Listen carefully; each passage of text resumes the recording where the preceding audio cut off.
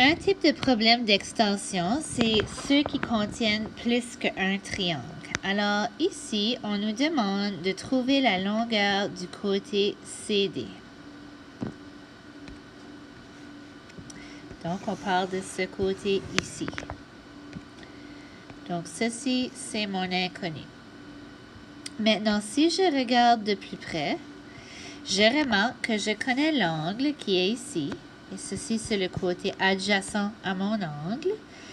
Mais je ne connais pas le côté opposé et je ne connais pas l'hypoténuse. Donc, je n'ai pas l'information nécessaire pour trouver le côté adjacent.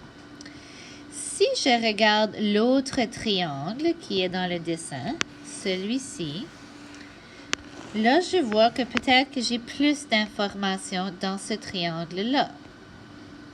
J'ai un angle de 47 degrés. Son côté opposé est 4,2 et il partage la même hypoténuse que l'autre triangle. Donc, je pourrais faire en premier lieu le sinus de 47 égale au côté opposé divisé par l'hypoténuse. Et quand je calcule ceci, j'obtiens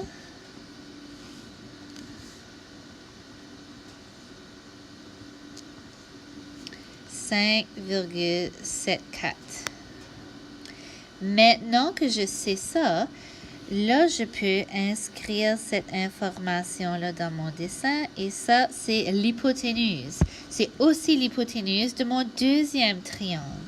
Alors, en deuxième lieu, je vais faire le cosinus de 26 qui est égal au côté adjacent sur l'hypoténuse. Et lorsque je multiplie ces deux entités ici, Mr. Fogarty, Ian Fogarty, if you're still here, can you come see Mme Pata and Mme Woodroy in the classroom? Thank you. j'obtiens 5,16. Alors, ceci est la longueur du côté CD. Un autre type de problème d'extension sont les problèmes écrits qui contiennent le vocabulaire suivant. Angle d'élévation. Oups.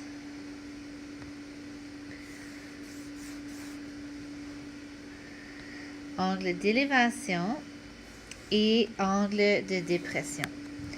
Donc, l'angle d'élévation, c'est l'angle qui est formé entre l'horizon et la ligne de vision quand tu lèves les yeux pour regarder vers le ciel, par exemple, pour voir un oiseau, un avion, etc. L'angle de dépression, c'est le contraire. C'est l'angle qui est formé entre l'horizon et ta ligne de vision quand tu descends les yeux pour regarder plus bas, pour regarder par terre, par exemple. Quand tu commences un problème écrit, c'est important de faire un dessin qui représente le scénario. Alors, tu lis une phrase à la fois et tu dessines ce que tu comprends. On dit Caleb est dans un appartement à une hauteur de 40 mètres. Donc, je dessine le sol, je dessine un bloc appartement et je dessine une petite fenêtre avec Caleb qui est dans la fenêtre. Et je sais que cette distance est 40 mètres. Je continue de lire. Caleb regarde Emma dans la rue à un angle de dépression de 20 degrés.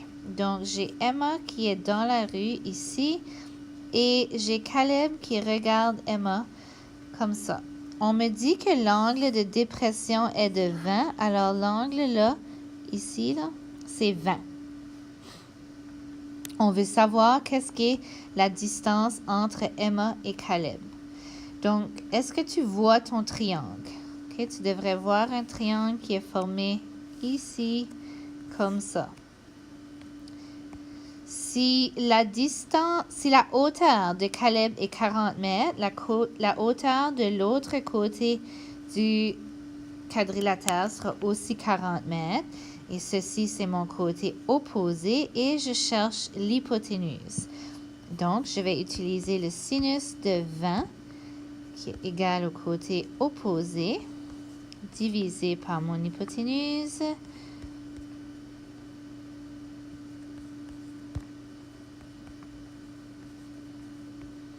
Et j'obtiens 117 mètres. Alors, Caleb et Emma sont séparés par 117 mètres.